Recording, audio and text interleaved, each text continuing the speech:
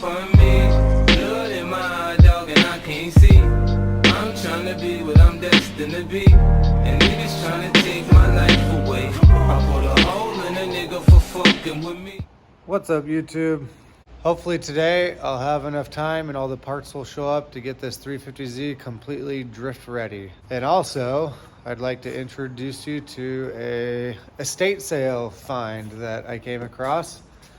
I don't know if I mentioned this before, but I'm not a big BMW guy, even though those are my initials. I just don't have experience with them, and they require a lot of special Torx bits tools and weird engineering that's different from Toyotas and Nissans and pretty much everything else.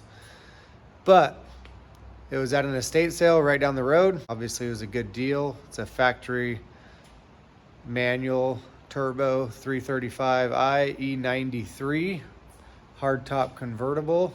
Don't know what we're doing with it yet, but let me just show it to you real quick. So it's a pretty clean car. Only has like 82,000 miles, and it's pretty much all stock. It does have some air filters on the intake charge pipes, and then I've replaced a few things. As you can see, this door is a different color. So quick story, a buddy saw it at an estate sale down the road. He was there picking up a different vehicle and a whole bunch of other stuff. So he let me know that this was there and that it was a manual turbo car. They didn't know if it ran. This door had been beaten in with a baseball bat. You can see it's all damaged and the window wasn't working. So I went ahead and got another door. Still had issues with the windows. So I ended up using the E92 switches on here, and the motors worked fine. So then I knew it was just a switch problem. So I went ahead and ordered some new E93 switches on eBay, and all the windows work great now. They also didn't know if the top was working. It's because there's a tray in there for luggage. Once I moved the tray down out of the way, then the top functioned just fine. Also, this piece of glass right here was broken. So I went ahead and ordered a new piece of glass and already swapped that out the other day. You can see there's a Stanley in here, so that means Jessica has been driving it. It wasn't running when I picked it up. It was super cheap, and I just crossed my fingers and paid the guy and trailered it home and put a new battery in it and drove it off my trailer. And then I started working on all this other stuff. It did have a check engine. I just got this like a week ago. It did have a check engine light also. So once I got the door fixed and the top working and the glass fixed, I had Jessica drive it pretty much every day to kids' sports practices and stuff like that, so I could make sure it runs good. And the check engine light, I reset it a couple times. It kept throwing the code for the fuel vapor canister. So I went ahead and replaced that, and now we're on day 2 or 3 with no check engine light. So I think it's good. Now we just need to decide what to do with it. Quick update on the 350Z before I start throwing parts at it today. You can see I got an OEM front bumper. It came black. I went ahead and sanded it down and just spray painted it primer gray to just look a little better on the silver. You can see I got the rear of the hood spaced up for heat management, and it's lowered.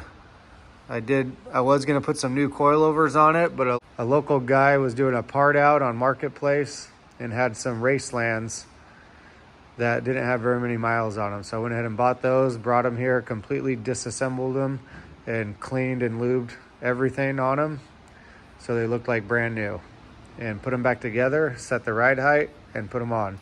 I didn't do much alignment stuff on it because I was waiting to order the bucket delete toe arms, camber arms, and traction arms, and the GKTech angle kit to show up, so I could just kind of go through it all one more time to get those parts installed, and then I'll mess with the alignment.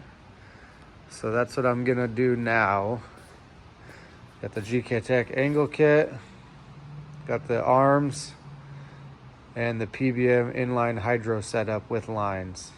All right, so step one with the GKTech angle kit, remove this bracket, remove the lock stop, and remove the outer tie rod. You can see all that right there. You got this bracket, the lock stop, and the outer tie rod.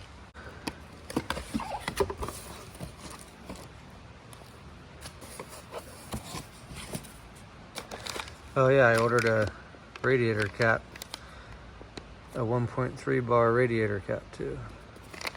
So we gotta put that on. And I also ordered a replacement bung for the coolant bleeder. So these come pre-assembled. Obviously I need to disassemble it to put the dust boot on, since it's gonna be a street car too. And this is going to be the correct side. So this will be the right side. So that bolts on to where that factory bracket was at. And then I'll have to utilize that bolt there. And then you can see that's offset. So towards the inside of the car is more Ackerman, but you can take this bolt off right there and move it to the outside of the car on this side to have less Ackerman. So I'm gonna get that adjusted right now and get the dust boot on, and then we'll slap it on the car. So here's what it looks like with the GKTech bolt-on V3 angle kit on the right-hand side. You see, use these bracket bolts here. The LCA nut there holds it on. And then this is the bolt for the GKTech outer tie rod. I took the tie rod sleeve off, you can see here, because the kit comes with a couple different sizes and extras. So usually what I do is I get the kit on this side done. Now I'll get the kit on the other side done, and then I'll center the rack and the steering wheel, and then I'll kind of set these to where I think they're about 0 toe, and then see which size sleeve will fit there, whether it's a short one or a long one. And then I'll put them on, and then I can set the alignment. So I'm getting the one for the left side set up. Got the rubber boot on and set the Ackerman, and it's just deciding to dump. It's like 93 degrees yesterday. I mean, it's still t-shirt weather. It's pouring. It's time to get that one on this side, and then I can start messing with the alignment. Front is done. Usually when this thing compresses the suspension, it's gonna tow out a hair. With coilovers, it doesn't compress a whole lot, so I usually will just set it to 0 toe in the air. That way when it compresses, it'll just be like an 1/8 or a 1/4 toe out, and that's plenty good enough to street drive it and test it out, and then maybe throw it on a rack later or just send it. Usually you want an 1/8 to a 1/4 toe out on a drift alignment anyways for most vehicles, so that way you have a little bit more steering angle with the lead wheel. Off to the rear end now. I've got all the adjustable arms for the rear to go on. So far, only the bucket delete arms have shown up. That's the PBM inline hydro kit. Those are the bucket delete arms. I can tell just by how long they are.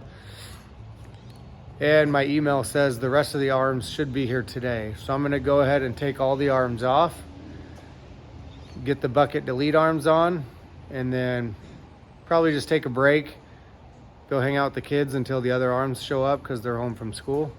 And then when they show up, I'll come put the rest of the arms on.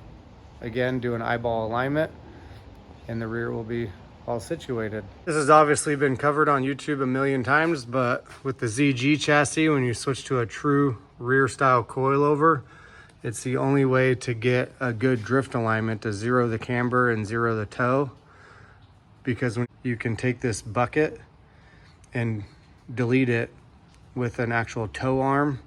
Otherwise, you just have the camber bolt adjustment, which doesn't give you very much, especially if you go low.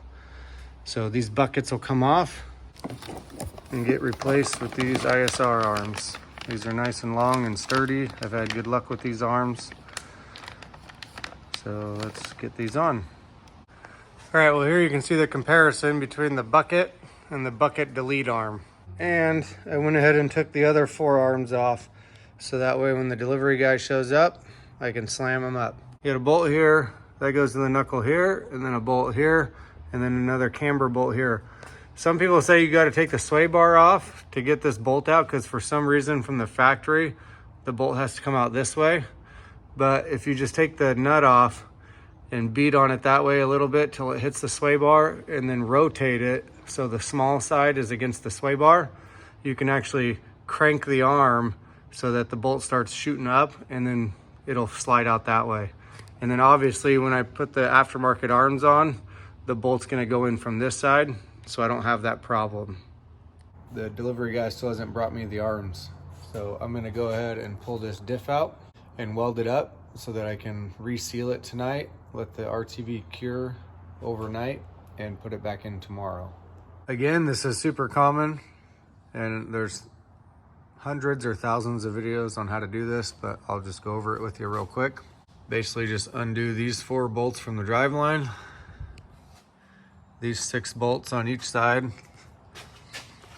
for the axle, that one for the diff cover bolt, and then these 2. And what it'll do is it'll just drop down and rest on the sway bar, and then you can just kind of push it forward on the sway bar to get this bolt to drop out of the subframe, and then just drop this end down and pull it over the sway bar, and that's it.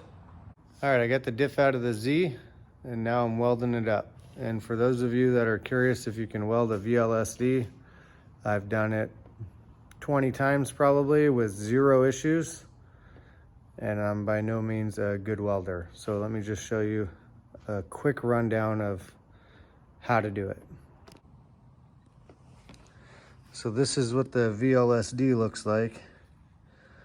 Normally you can grab both sides and twist them separately, and you'll see that top gear and that bottom gear spin differently.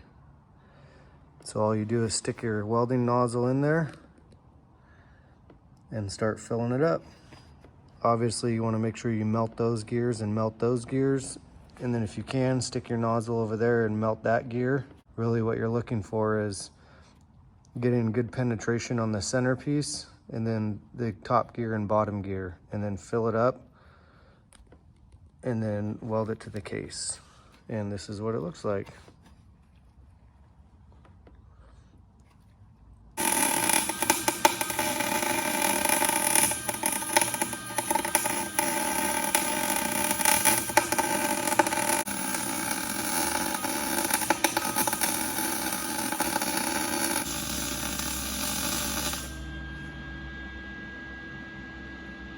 Now that it's all welded up, I'll let it naturally cool so the welds will be as strong as possible. And while it's cooling, I'm gonna clean this surface here, and then I'll clean the surface on the cover. And then before the end of the night, I'm gonna go ahead and stand it up and seal the cover back on. That way tomorrow, the RTV will be fully cured and I can throw it back in the car. Guy. Are you done rebuilding our washing machine? I didn't even do it. Well, can you put it back together for me? No. Come on. Nope. Well, break from cars because the bearings are out in the washer. So yeah, you don't want to see this. Getting back on the Z now. It's been like 2 days, but parts are all here. Rear end's all done. All the arms are on, the welded. The diff is welded. I got an eyeball alignment on it, and it's drivable. I went for a test drive. Everything works great. I put all the bolts in tight. Nothing fell apart. So these are all the parts I have left to put on. Got the PVM reverse hydro, and then I went ahead and bought their line kit that deletes the ABS and runs the lines to make this inline with the single rear caliper. And then I also have the 1.3 bar cap to put on, and then the bleeder. And I'll show you where the bleeder goes in case you don't know. These engines can be a pain once in a while to bleed for coolant. And if you look back here, that heater hose has a valve on it. So basically, when you're bleeding the system, you take that plastic cap off with the Phillips, but it's plastic, so it strips out. You fill it up with water until water comes out of that valve, and then you cap it. The problem is that plastic screw always breaks or strips, so then it makes it hard to use. So GKTech sells this nice fancy piece that goes in that spot, and it's metal with a 10 mil bolt instead of a plastic cap. So that'll make it easy to bleed. So once I get all this put on, I'm gonna start mounting the hydro tonight. And then if I have time, I'll plumb the lines in and then bleed the brakes and it'll be done. And the way to do that is you just take this off and then you cut this plastic piece right here. And then what I do is I weld it to the chassis right here. And then you just drill a hole. And then you just drill a hole right here. So all you see is the handle stick up. It's the cleanest way to put a hydro in one of these cars. You just have a handle sticking up right there.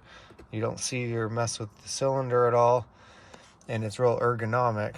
So I've done it many times and it works great. After I get the hydro put in and those 2 GKTech parts in the engine bay, this thing will pretty much be ready to drift, but I do have one more mod to do, and that would be this switch here.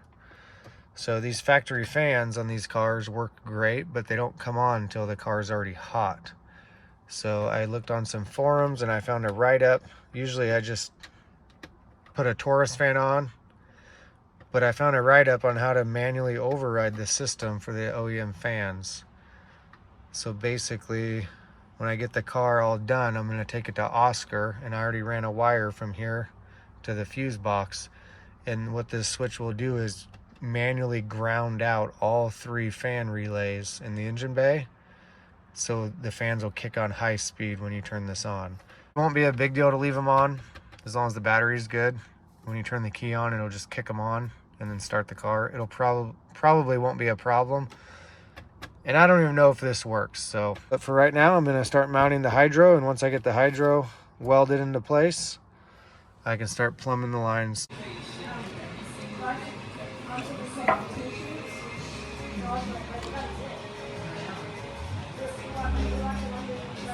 What are you doing?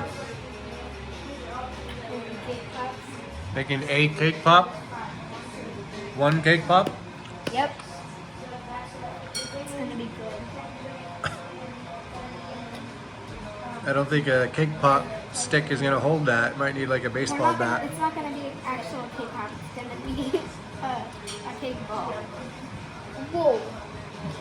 That's what Nano's cheese balls look like.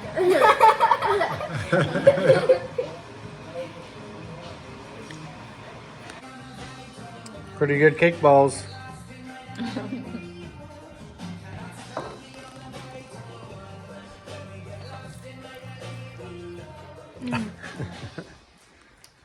Can I have another one, Reese? Yeah, I'll have this little one. Yummy. this one's the best. It's been a couple days. We were super busy over the weekend with kids, sports, and now I got off work early today and I'm gonna get back on the 350Z. So let me show you where I'm at. So here's the PBM hydro welded in place, fully rigid and welded permanent. Once I get the lines all hooked up and ran, I can start putting the interior back together. Now it's time to disconnect all the lines from the ABS block and one of the lines from the brake master, so I can put the PBM line kit in. ABS block is out. And here's what we got. So basically the rear line is gonna go to this T, and then that steel braided line goes to the hydro to feed it. And then there's another steel braided line that comes back, and it goes to, and that goes to this T for the 2 rear brake lines. And then the other line on the master goes to this T down there to the 2 front brake lines. Now what I'm gonna do is bleed the system, and I gotta keep this all open so I can check for leaks right here. It'll be easier to get to without all the stuff in the way. And when I bleed it, as long as there's no leaks, then I can put all this back together. Thanks to Jessica, I got all 4 corners bled topped off the brake fluid. Now the last step to be able to drift is you take this off, this fuse box right here, and then take this clear cover off that fuse, and that's ABS ignition. So you leave the big one and you clip the two small ones.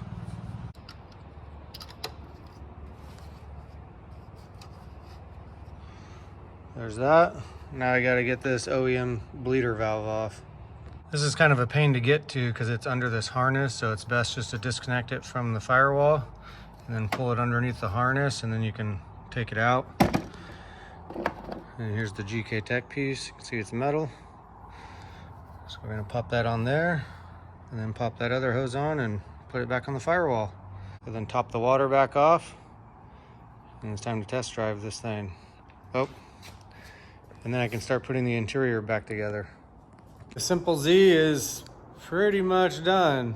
Let me show you the inside now that I got the trim all back in.